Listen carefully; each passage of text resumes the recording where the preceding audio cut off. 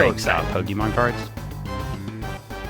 No, this kid at the shop did, and he was like, and he opened them up, and he got like a good card in one pack, and he got a good card in another pack, and he was like so excited, he couldn't stop himself. He was so kind of excited, like the guy who used to go back into the comics when I had them at the shop and take all the Emma Frost covers and then leer at them. Leer. Oh, a different type of excitement, I assume.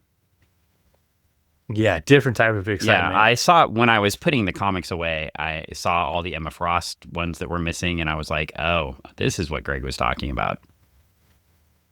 I assume that guy doesn't come to the Retro Emporium on Meeker Street in Kent, Washington, where you can relive your childhood. In fact, you can follow the Retro Emporium on Instagram or Facebook. You can, but not on X, because Ann doesn't like it. Not there. Anyway, it's not there. But that guy doesn't come anymore. No. When we pulled the comic book boxes, he is like, "Wait, what? No comics?" And I was like, "You bought everything." Bought all of the Emma Frosts instead of just leaving me some. He only wanted the ones with her naked on the cover, which was most of them. Yeah, but I mean, yeah, between him and this other guy that would just sit back there and he would scan covers and see which ones were hitting big on any resale site, and then he'd just like make a giant stack and walk out with a Cheshire Cat grin. Oh, good for him. He's happy. I'm happy. He has to do the work of doing the thing I didn't want to do. So there you go. Yeah, but I mean, we put them out there basically for the kids, you know. Well, those were your books. I was talking about my books. Have that experience. I know. But I mean, it was mainly like a lot of times it was like you would see children waiting to look in the boxes, and this sweaty dude just like, and I was like, geez, Dan, what are you doing back here? Yeah, that is me in a comic shop. I think, I mean, look, collectors, buyers, resellers, whatever they want to do. I mean, you all resell too sometimes. Yeah, no, I mean, it's no shame on the game. You do what you do, but at the same point, I mean, you should read the room a little bit, and you know. Yeah, I think also just like, I think too, it's interesting because when I was selling them at $2 a book, unless you're getting them graded, I had whole runs back there. So you can pull the individual, but you will actually make more selling the run. That's an amazing, crazy thing, right? And they were ones I put in. I made that mistake probably. I put them back there for $2 a book just to see, you know, that was back when the records weren't there. So there was room in the store. Now there's a whole record room in the back if you get into the Retro Emporium. Yeah, but it does speak to, you know, there's all these different parts of comic books and comic book fandom, and there's certainly some toxic points, and you know, I'm toxic sometimes too. It was funny, we were talking to listener Jason on online and talking about Frank Miller.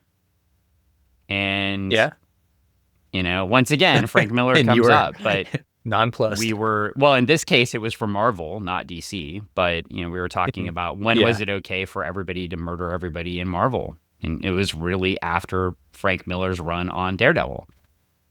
And Frank Miller comes to DC and does Dark Knight Returns. And whether we think that's good for the storytelling or not, I think there's aspects of it that are good for the storytelling. We think there are aspects of it that are bad for the storytelling. But ultimately, and by the way, this will come out a couple weeks later because secret, sometimes we record more than one episode on the same day. And then we release them later because both of us have jobs, and so we can't always like be sure we can record every time, and or I have to edit them, which somebody usually gets sick. Means I listen to them. But yeah, I mean, because I don't, you know, the amazing thing is all the things we say on here, we pretty much just put out to the public. I generally don't edit anything. Yeah. Occasionally I will go to Greg and I will say, it's usually not what Greg said. It's usually, hey, Greg, I said this. Listen to this clip. Is this okay? And Greg will usually say, yeah. And if we really question it, we run it across a third party, somebody like Jiu-Jitsu lawyer Paul. Yeah. and just say, hey, am I saying anything that's out of bounds here? But with that said, we just lost a great one. It's true, we did. We lost Gerry Conway. Man. And we were talking all about, it's ironic because we've been talking all about Punisher and the impact of Punisher. And I don't want people to think, especially now, that we're blaming Gerry Conway for the way Punisher turned out. I think Gerry Conway's was more of your interpretation of the Punisher. It was a character that had Spider-Man, like other characters in the Spider-Man comics, had Spider-Man question his own personal morality, right?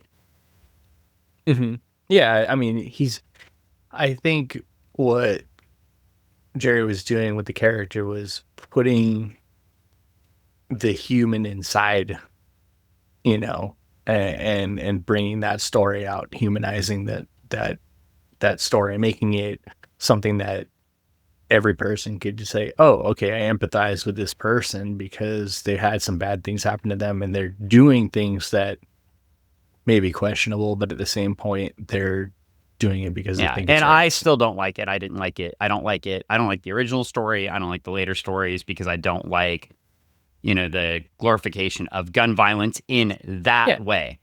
Now, this doesn't mean I won't watch, and we're getting the hypocrisy of it. This doesn't mean I won't watch a violent movie. I know, like you love the John Wick movies, and you're like, oh man, John Wick is amazing. I've never watched. I've watched 5 minutes of the first John Wick movie. I think it's more of the revenge violence a lot of time. I need the revenge violence to be cartoony for me to watch it. If it's cartoony violence, what was that Santa movie? Any of the dark Santa movies where you got a Santa that is doing revenge. Are you talking about the one with David Harbour? I don't know. It was a couple years ago. Or Mel Gibson. I mean, there was a couple of them. There's been a couple of them out there, but where the Santa is, something happens to a kid, at least in one of them. But that's parody, right? And it's very parody. And then his workshop gets destroyed, and Santa goes all Black Ops operative. And listener Jason asked me to be and host of his own podcast, of course. But ask me to not censor myself when I'm talking about this, so just say it out loud. And if we weren't clear before, Thomas Jane the actor playing the Punisher in the 2004 movie is the impetus for a lot of what's going on with the Punisher now. Now, that's not Thomas Jane's fault necessarily, right? But that movie is the thing that launched the popularity among the right and the symbolism. But I feel like Warzone did a more disservice to the character in the sense of what you're talking about. If you're talking about movies, no, the movie adaptation of it. But yes, I mean that too. Thomas Jane's. When did Warzone come out though? Again, Thomas, 4 or 5 years after that one. I mean, they both. One leads into the other, of course, but I continue your thought. Warzone was a comic first, though. That was my thought, the comics teed up the movies. The movies brought it to a mass audience, as they do. And then that's the result. So it's interesting. I do want to go back to Gerry Conway, though, because I don't want to leave the Gerry Conway discussion off on Punisher. Right? But I just... Because he did so much other stuff. But I was asked to clarify, right? And that's more of the clarification is the comics created a character that then they took those elements and made a movie. Sit well with those elements now have become popularized. And I just... And it's honestly, it's okay if people like it. I'm not mad at people from liking it, but I'm mad at people if they glorify it in actions to be fascist. To be clear, if you're glorifying the Punisher symbol and using it to spread fascism, yes, I do not like you, and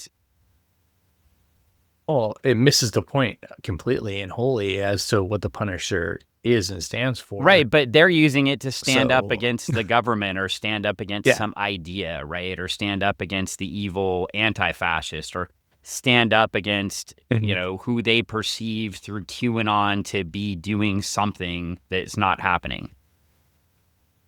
Right. Yeah. I mean, to use it as that symbol, or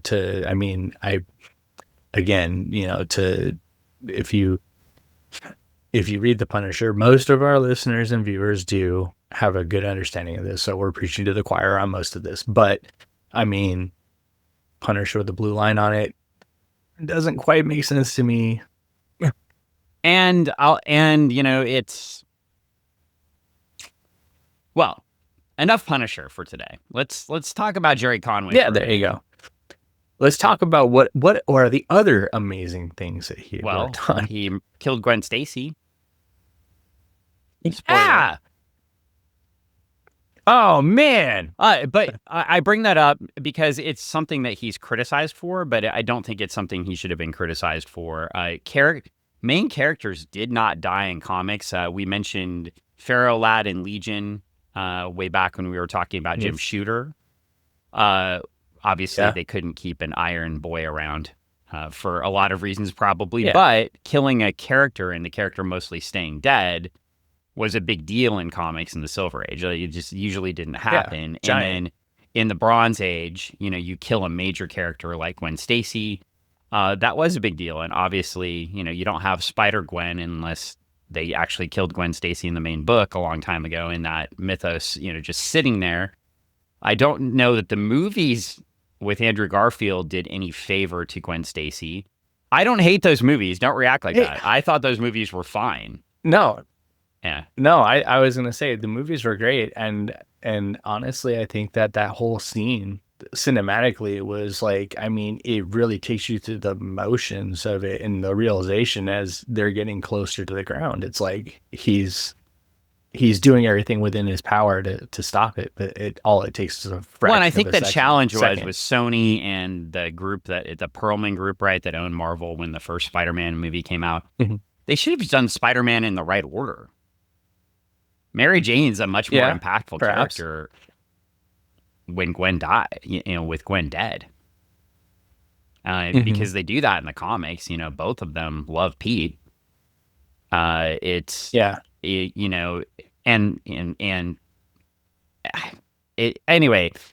why didn't they just tell the whole story? And they could have, and they had 5. If you have the 5 movies back, you could have done the story in the right order.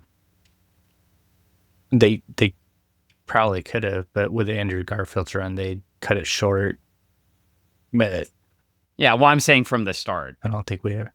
From the start, run. Yeah, if you did it and go all the way through and get everything kind of in line. But I think it would have been more. Gwen would have been more impactful in the larger popular culture if that had happened. I mean, here's the bigger question, though. I mean, like, is the meme correct? Is Dr. Octavius really Peter's uncle? I don't know. But he is really in Peter's brain. That was Dan Slott, in Peter's brain. For sure. Yeah. I believe so. But Gerry did all sorts of stuff. And of course, I'm more of a DC person, and I was sad to see not a lot talked about his DC run, but co-creator of Power Girl. That's kind of a big deal. Just a little bit. And I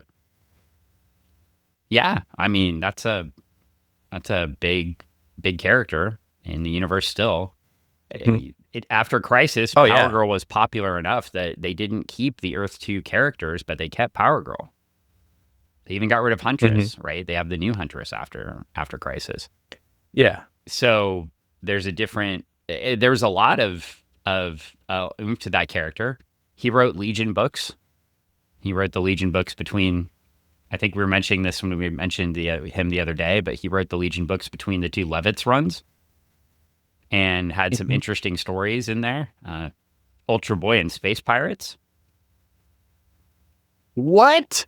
Space Pirates? I love Space Pirates. Ultra Boy hung out. Dan, you know this. Presumably screwing a space pirate. Yeah, it's Wow. pretty intense. Presumably. Well, he lost his memory, see. Or actually. Bad news bears. It's not the only thing he lost. Apparently. Well, I think Phantom Girl and him had already been together, probably. I was going to say, I mean, if they're pirates, he probably lost his booty. These were teenagers, you know. I'm sure they never did anything in the clubhouse. But, it's, you know, so, you know, that's where I obviously, but Gerry wrote a lot of different things. And I think the really interesting, of course, Paul Levitz writes amazing stuff. Unfortunately, when people pass away, but if you follow Paul Levitz on Facebook, he's writing a huge tribute to Gerry over several days, including talking about Gerry Conway. Paul Levitz was laid off with the implosion as an editor, and he was only working like a couple days a week, I think. And I forget who. I think it was Orlando. I think it was Joe Orlando. I think so, yeah. I may have this wrong. But Gerry Conway and I believe Joe Orlando paid his salary so he could keep working out of their own salary. And then he was hired back on 4 months later. Stay on. I mean, talk about in times of crisis, you know, no pun intended. Yeah. No pun intended. You know, there's the willingness to help your fellow man. You know, that's pretty neat. Right. Well, it's important, and it shows like definitely like a the reality of friendship and camaraderie during times like that. And so, rest in peace, Gerry Conway. You brought joy to many people, not just with comics, but also with television scripts, and just a great writer in the industry. And will definitely be missed. This guy died way too young. Definitely. And so, yeah, we would have been fun to read more Gerry Conway stories. Yeah, that is true. And on that note, we are ready for Booster Gold number 20 or 21. 21. Number 20. 21. Yeah. No, this is, is it 21? Yeah. It is 21. Yeah, you're right. 21. Blackjack. Let me open the poly bag. He's got to open. If it's 21, do you hit or do you stay? Greg, you can't. If you have 21, they won't let you do anything. I know. You're done there, buddy. That's it. What I used to deal, it was always funny to get people that were a little inebriated, and they're like, "I'm gonna go," and I'm like, "You can't. You have well, technically, you could split double a blackjack. I mean, you can't split it. You can't split a blackjack. You can double it. It would be idiotic, but you can do it. You could give up 1.5 to try to get 2 times. I mean, the odds of that are dumb. But you could. Very rarely ever happens. You could. Well, anyway, it's kind of gambling like Booster. Well, we have quite the cover here. We do have quite the cover here. As we left off with the last issue of Booster Gold, Booster Gold goes back to the mansion and presumably finishes up his adventure fighting the color kid, the chroma key boy, Roy G. Bivolo. Yes, Roy G. Bivolo, the Flash villain. Color kid is a legion of substitute heroes. Rainbow Raider. There we go. We both got it at the same time. The Rainbow Man, Dan and I are and Roy G. Bivolo, and it's a sad tale of a boy who just wants to be an artist that's colorblind. And to wear that outfit, he definitely needed to be colorblind. I thought it was a great outfit. And also, we got the great inking of Artie Starr. Man, Artie Starr all over the book. I mean, how could you not want that? That was... Well, Arnie, I'm sorry, but I'm going to have to say that we're making an upgrade. Someday I'm going to meet Arnie Starr, perhaps. Assuming Arnie Starr is still with us. Dan does a quick search. Oh my gosh. I've been speaking so poorly of this guy. Well, I'm not going to change my mind. Jerk. The inks were terrible. The inks were terrible. I mean, they were good in the Legion book, though. So... Yeah. I mean, maybe he just didn't like Booster. Maybe he had to do a rush job. I mean, they were swapping inkers out a lot. So, yeah, he's like, I got to do this really quick. I only have 40 Dan hours. Jurgens is not a good inker or a good penciler. Yeah, what? I don't think that's true. I've got my wildfire print. I was going to say, you better wash your mouth out with soap, mister. That's offensive. Yeah, it's Arnie Starr, DC fandom. It looks like he's still with us. Oh, I can follow him on. Can follow him on Facebook. There you go. Do it. Follow him on Facebook, and then have him come listen to the episode. This doesn't look like the right person. Oh, it's not him. Oh no. There's a bunch of comic book people. It looks like he maybe went to a career in Hollywood because he's got Mad Men up on his thing. That's cool. Oh, okay. He's been drawing for everybody. Ron Drake. Oh, I think I have to add him as a friend. I don't know if I can follow him. I don't think he wants to be my friend. I'll add him as a friend. You could. And I'll tell him, listen to all the things Dan said about you. Drawer of my Legion, my Fatal Five prints, Mark Stegbauer is friends with him. Okay. So, well, he's an actor, an artist. He's done all sorts of things. He's like real life Booster Gold. He's this. These are things I probably should know. He is the Rainbow Raider. Apparently, yeah. Well, maybe he had more portfolio as an artist and actor. This is impressive. So that's what he was doing on Mad Men. He was acting. He was in the show. Now you're gonna go back and check it out. He was the police sketch artist on Kesel. Oh, what? I have all those episodes. I have them all. Of course I do, don't I, Dan? Of course I do. Nathan Fillion. I have every single season on DVD. That thing just keeps... I've been trying to get Ann to watch it with me, and that thing just keeps coming back to haunt me, doesn't it? You gotta be watching that. I don't know why. Maybe we should have talked about this when Arnie Starr was actually doing the art. Instead, no.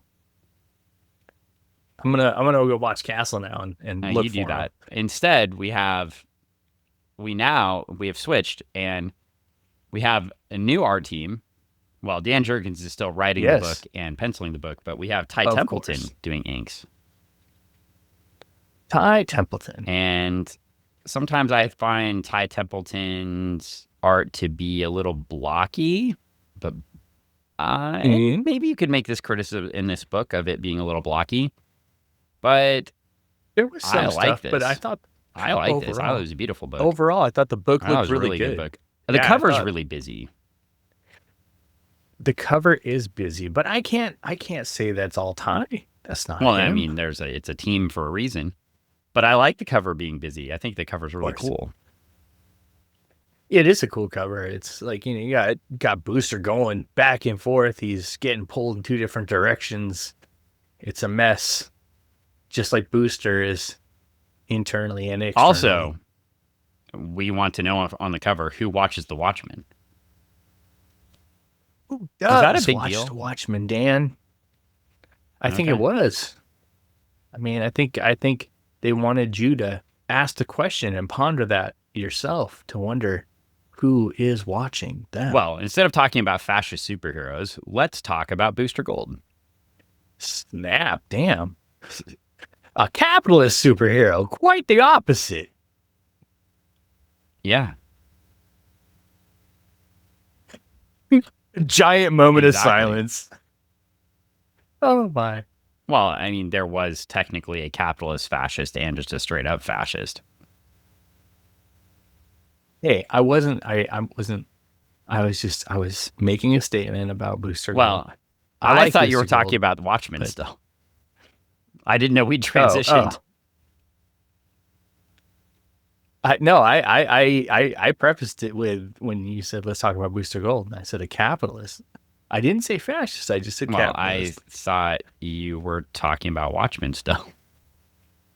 Because there is No, a I was capitalist not. fascist and there's a fascist in Watchmen. Oh, of course there is. Ozymandias, of There course, is. being the capitalist fascist and the Yes. comedian being the straight up fascist. What do you mean? He's so funny. He's so funny. Yeah. He's hilarious. He's Rape a- is hilarious. He's a piece of trash. Somebody's going to short clip that, what I just said. Maybe that is what I should delete. Oh my God. Yeah. See, that's the one time where I should have had the soundboard button. Wah, wah. Well, now that we're not Overtime. discussing that anymore, the Booster Gold cover, I think it's really cool because it says Booster has two choices: save his sister or save himself. And the M&Ms are playing baseball because it's October. Now, It's this is a very October, and it's time to untimely play ad because baseball. the cover date is October, which means the book is released in December or January. So the M&Ms are not playing baseball. They're getting ready for basketball. Or wait, do I have that backwards? Who do you think's the... No, if it was the date on the cover, then it would come out 2 months after. I mean, it would... Wait, no, I have that backwards. This would be... Do you? So it came out earlier? So it's fine. Who do you think the best baseball playing M&M would be? I don't know. Tan. Listeners, we want you to tell us who you think the best baseball playing M&M would be. Because he was Tan retired would be because he was too good. He's just tired. He's too good. Hall of Famer. Also, you got an advertisement on the back, by the way. RBI. What? Yeah. What? For Forgotten Realms. I forgot about him already. Yeah. I don't know what this guy in the background of the Forgotten Realms is doing. I don't know either. He looks very relaxed for a campaign. He's just chilling. Well, we get a splash page with Big Booster Gold flying, and he is unhappy. Michelle has been kidnapped. Not happy. And we have invasion from Dimension X. Oh, Dimension X. I hear. And as I mentioned, we have Dan Jurgens on words and pictures, Ty Templeton on inking, Steve Haynie on lettering, Gene and D'Angelo on coloring, and Barbara Randall or Barbara Kesel or Barbara Randall Kesel on edits. A lot of words there. And this was published monthly by DC Comics. It says so right down here. It says it right there. Monthly. It's a monthly. Can get a subscription plan. It's coming to you. Get all 4 more issues or whatever. That's why honestly, that's what they're hoping. They were like, oh, there's somebody out there. Greg Smith. He's going to talk his parents into it because he loves Booster Gold. And then we're going to cancel this book on him. Well, we get a page and we get a flashback to something that we never actually read in the book, which is cool. And we find out that they've tracked the aliens to Minnesota. That's where they be. And so Booster Gold goes to find Michelle in the Midwest at her Airbnb, and she is not there. But the proprietor is dead because the aliens killed him last issue. And it's not going well. And Booster finds a portal. And one of the Dimension X aliens, now that we know they're from Dimension X. And it was very exciting. And we get an advertisement for your favorite thing. I understand it sort of tastes like everything you like in a candy. Chewy chalk. Now, Chewy chalk! I can't imagine this candy didn't stick around. It's everything you want it to be and nothing at all. It's chewy chalk. Put it in your pocket and forget about it. and then find the wrapper. It's a cherry candy, the fun and fruity fooler. It sounds like a Booster Gold made by Leaf. To me. Maybe they should have kept making baseball cards and not chewy chalk. Well, it's funny they made the cards just like Topps to get rid of the gum that they create. That's the truism. And then we get one of the worst advertisements, unless they're just being funny, because I've never read this. There's this book called Slash Maraud. But the tagline says, a new deluxe format miniseries in shocking color. But it's in black and white. For those not watching. I'm very confused by this. If you're listening to this, it's not in color. What is going on? They want you to... It's in color. It's in 2 colors, black and white. Well, back to being in color, because Booster's in color again. Booster gets ambushed by one of the aliens. Colors. They yell it back at each other. Booster is a speciest. Yeah. Being mean. He kind of wants to know where his sister is, but then he gets blinded because we were reminded at the beginning of the story that he shouldn't be seeing bright lights for a while. He is blinded by the light. And he goes and chases the ex-alien. The alien calls him an insolent brat, and then he turns the gun on himself and shoots himself. Now we have a smoking alien. I guess that's a plan. Do you think he was using the chalk and then lighting it? The chalk candy? Oh, maybe. He was like, I'm gonna see if this cherry pops. Well, we get a ticket that says Minneapolis Stadium, at the time otherwise known as the Metrodome. Guess it's calling. It didn't show up. It was just a white light. I presume it's Travis, since it's time to record. It is Travis. We record at the same time every week, and Travis knows that. And then calling us at this time makes total sense.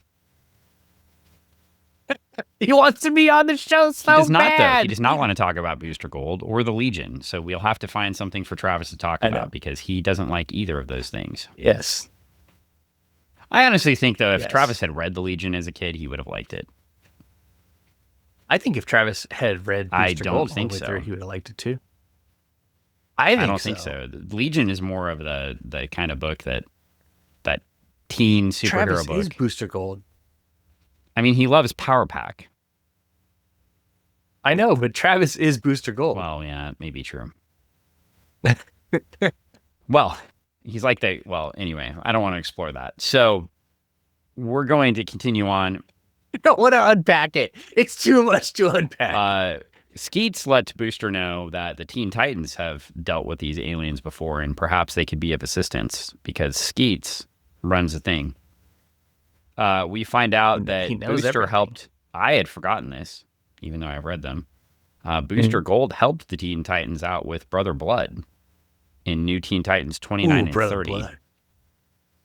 No, we are not going back to read those as part of this.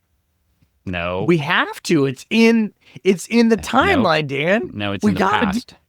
Of the past. It's of the future but past. The future's past. But I mean, why would you not Booster want reaches out to Donna Troy. It tells I'm just going to keep going, Dan. I think there's listeners out there that would love us to go back. I think there are a lot of listeners that just want us not to do any more Booster Gold. In fact, have shared that with us. I don't think so. I think it's only one listener. I think there are several listeners that don't want us to do Booster Gold anymore. I think that some of the other listeners that I see on a regular basis love the fact that we're doing this. Well, you can keep thinking that. Yes.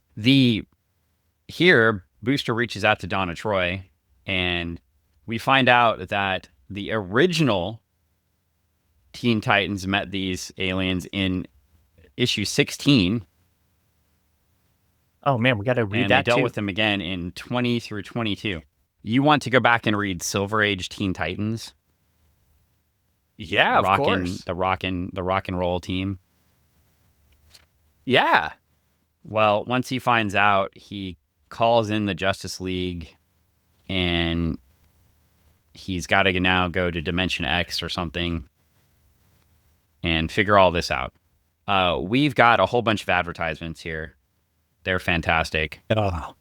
Did you know you could buy the Topps complete set from 1987 for $19.95?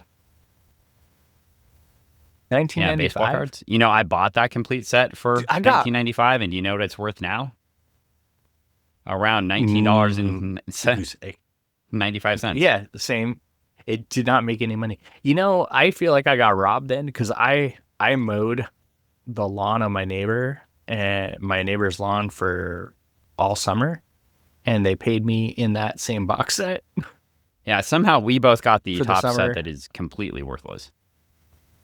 Yeah. It's well, and they gave me the option. I could either get silver dollars or the baseball cards, and I chose the baseball cards. And they thought you were the lawn. a genius. And if I had just got those damn silver dollars, well, I probably would have chose the baseball cards too. Liberty dollars, Dan. Well, we've got advertisements for all sorts of things. We also have an advertisement for Doc Savage. Doc Savage. Clearly in the public domain. It's an interesting Doc Savage. It looks very Nathaniel Dusk. Did you never read those? Did you never read these those? Doc Savage? No. Oh my gosh. Yeah. Oh, those books are amazing. Oh man. Is there a it's one cape of the and ones tights? that between that not so much, but between Doc Savage and Black Hawk, my dad was pretty much like, all right, cool, we'll go to the comic book store and you can get whatever you want. And then he would pick up those, and then I got those after he was done reading them, like a couple years later, because I was too young at the time. Well, this is a reconceptualization of Doc Savage. Yes, it says. Yeah, no, I mean, but it's more adult in a sense. Well, it's deluxe format, which means it would have been mayhem. Precursor. Yeah, it's precursor to Vertigo, obviously. All these books that we keep showing you, these creator books, and I mean, the art's going to be pretty solid, I imagine, with Adam Kubert and Andy Kubert. I heard they're good. Yeah, maybe a bit. I heard they're kind of good. I heard their dad was good too. Yeah. I'm not gonna. My cousin had the opportunity to go to and the did school and chose to go to a different school. Well, we flipped the page, and Trixie and Dirk the Jerk are fighting. He's really mad that they have a new office manager. I would be too, because I mean, Dirk is a businessman. He's standing on business. He's saying it like it is. I could do He's just that. mad because Booster hired a woman. He doesn't know that yet. Well, he thinks it's some other dude, and then he finds out. It's a woman. Then he's like, "What the heck?" Well, he's like I said. I expected a man. He literally says it. Yeah. Everyone expects a man. Well, she's thinking in a thought bubble that rolls to the next page, which we don't like, but for some reason it does. After all, I have some very special plans for Booster Gold International, and it's never too early to start. I wonder what those plans are. That totally could have been on the other page. It should have been on the other page. Next to. I mean, who would have thought Lady J would be so bad? Lady J's a traitor. Oh my God. Dan, why would you say such a terrible I, as a kid, always hated Duke and Scarlet and liked Flint and Lady J way more. I mean, now, yeah, of course. What about why Cover would Girl? Dan not care about the pretty girl and want the I don't want to say it. Yeah, that's what I was going to say. Because I don't care. But anyway, it's going back to because she's badass. She was dude. badass. Probably still is. Yeah.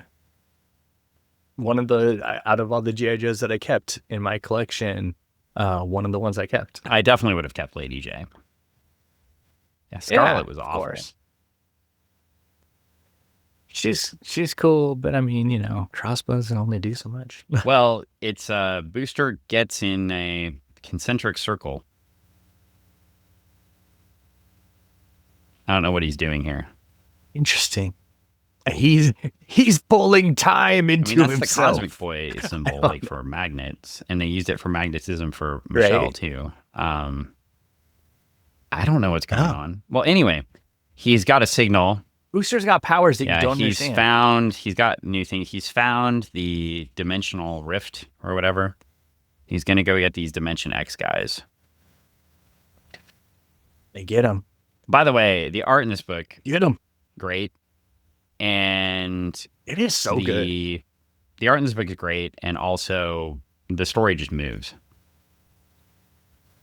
It really does. I mean, we haven't gotten, in the time that we've been talking, we've only got so far, but the book Well, we're on page 12 already, so we're moving. No, I know, but we've been talking about a lot of the aliens look the Silver Age aliens look really cool. They look out of place, cool. And they're supposed to be, I think. Yeah, that's what makes, they're of a different dimension. A different era. And a different era, yeah.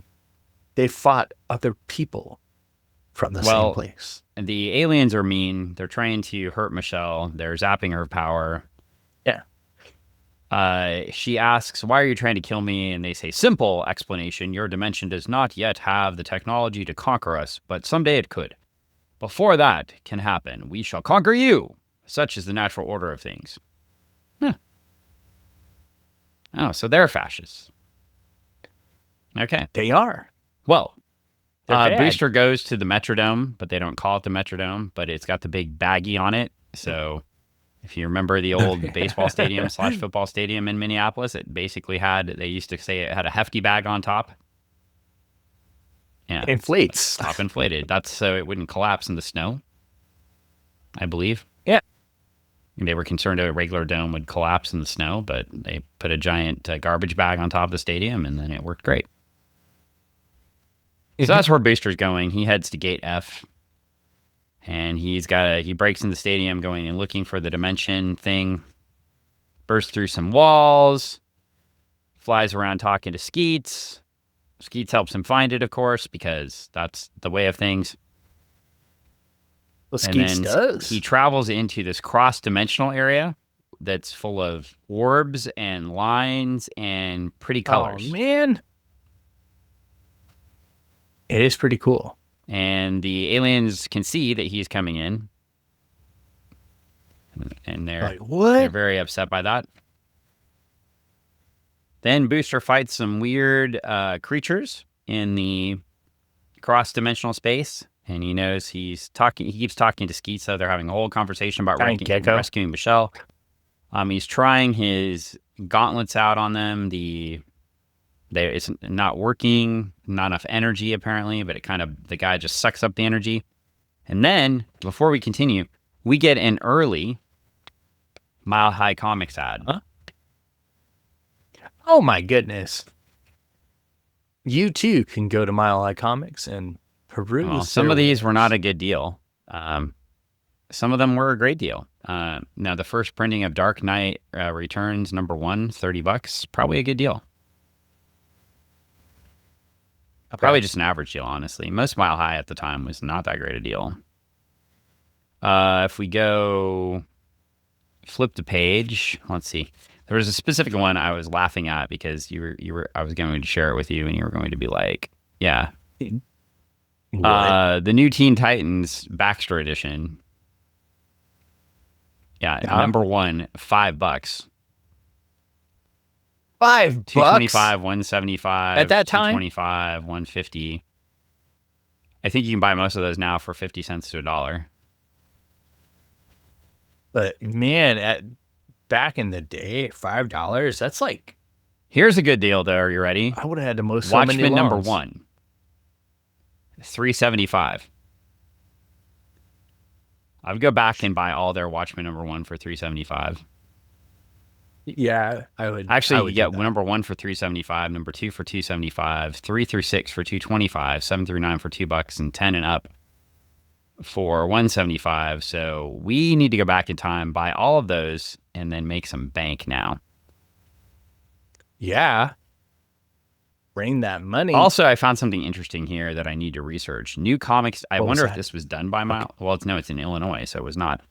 New comic dealers. Is your new comics distributor making you frown? If so, give Alternative Realities a chance to put a smile on your face.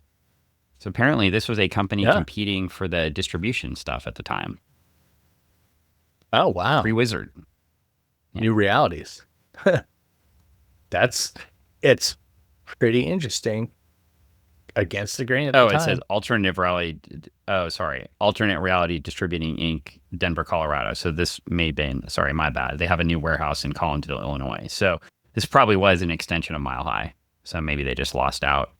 Oh, okay. Maybe Chuck. I didn't know Chuck did try to. Well, it makes sense that he would try to distribute. I mean, he had a bunch of boxes and he was selling new comics to people. So yeah. Well, anyway, more comics history I need to dig into because I want to know about this. This is why reading these books is fun. I find Chuck's story so interesting too. Just the fact that he started just dealing just like a regular old dealer. You know, the Mile High story is fascinating. Just decides, drop out of school. And his fight, his current fight with San Diego Comic-Con is also epic. And he's just you're not a comic convention anymore. You're an everything thing, so just let the con part go and let anybody use it. So, we go back to Booster before I get sad about that, and Booster's fighting a bunch of creatures in the in-between space. He dumps one of his wrist gauntlet things off, it blows up. All the aliens go, "Wow, that's cool. I like shiny things." Then he also bursts a hole into the X dimension, and he goes through and he's there.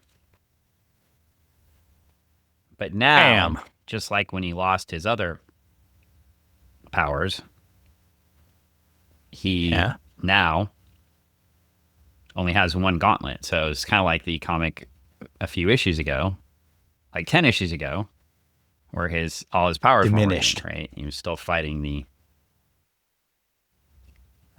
what was their names?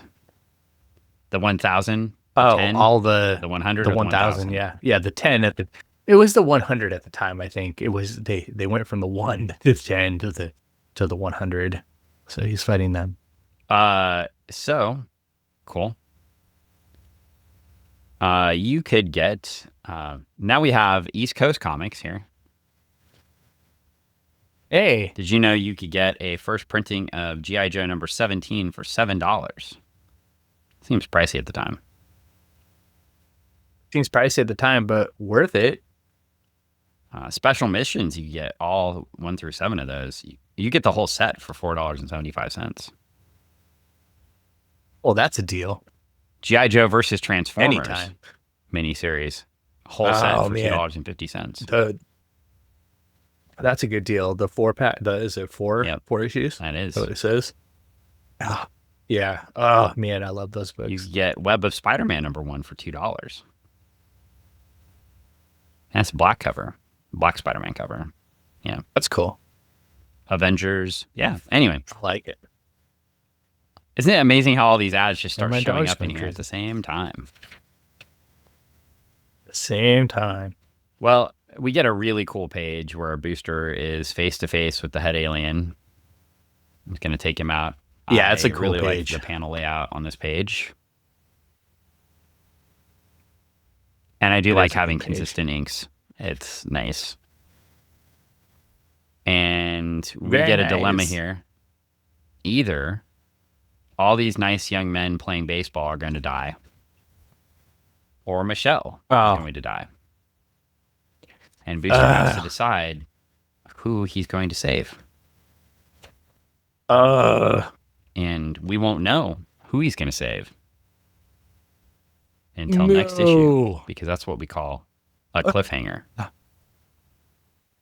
these cliffhanger issues every single time, Dan. It's driving me batty. It is the nature of a serial. I love cereal, but this is no Cap'n Crunch. Well, as I mentioned last time, you could join the Sales Leadership Club, but you could also join the Olympic Sales Club. Yeah. What do you get with the Olympic Sales Club? You sell the same thing and you get a bunch of junk that you trade in, or they pay you $1 a box of cards you sell. Oh, man. Seems like child labor. $1 a box for a bunch of junk. We have a T.E. Pouncey letter here in the Gold Exchange, but I'm not going to read it. Oh. Damn it! We are going to look at a letter from Peter Mielsender from 496 West College Street, Oberlin, Ohio, 44074. Do you think he goes to Oberlin? All right. Were they integrated at that point? I don't know. 86, 87? Well, anyway, Booster Probably. Gold number 17 was a very enjoyable issue. You turned in another superb effort. You portrayed Hawk in Cheshire very well. And I loved your art. The scenes of Hawk falling on page 16 were great, and the panels containing Peter Babaya on pages 18 and 19 will become classics. I don't need to read any more of this letter because he is wrong. Okay. Oh, wow. I just want to express that somebody else actually liked the art in that issue. Okay. We did not. But the rest of the letter was non-readable by Well, I mean, when you lead to that point, it's I don't really have anywhere to go. Well, I bagged up my comic and I put it away. And that means it's probably time for the end of our podcast. But time for the end. We can never leave the podcast because there's an important time. And when you talk about interdimensional fighting, the only thing I can think of is interdimensional Alex and interdimensional cyborg story. Soon to be available on Kickstarter. We'll put the link in the description here of the podcast when we release it on the socials. So if you just go to the link and you click on the thing, you can learn about interdimensional Alex in the future.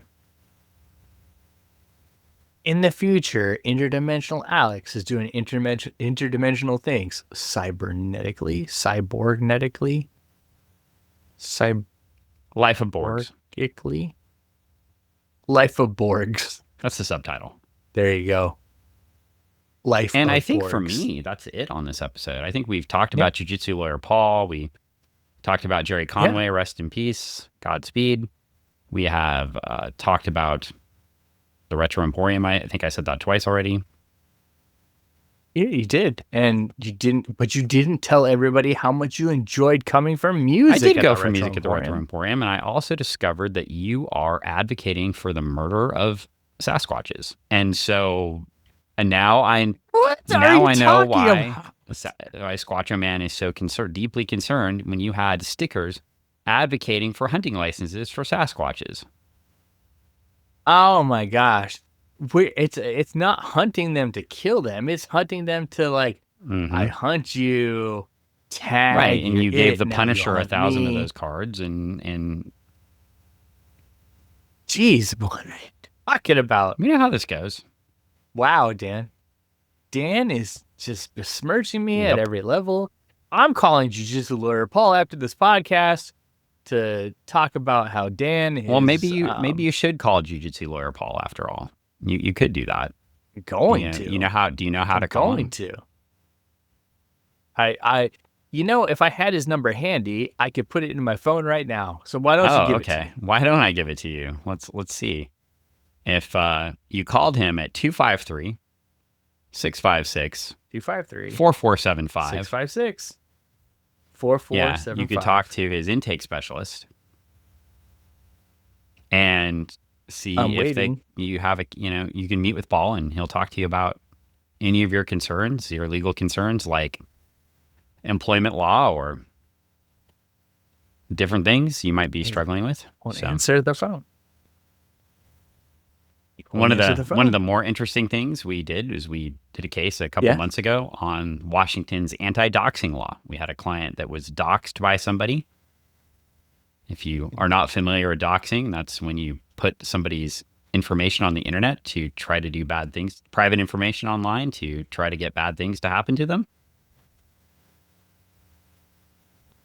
And we did a whole case, and to our knowledge, we were the first law firm in the state of Washington to litigate that statute. So Paul does a lot of things. He's a very smart, intelligent lawyer. As well as the king of the little people. He is the tall king of the little people. That is also true. Paul, king of the little people. On that note, I think it is time to go. No more shilling for Paul's agency, or his law firm. But yes, if you need it, use it. There you go. I do. Yes, endorsed by children's author Greg Smith. And the Squatcho Man, apparently. The Squatcho Man.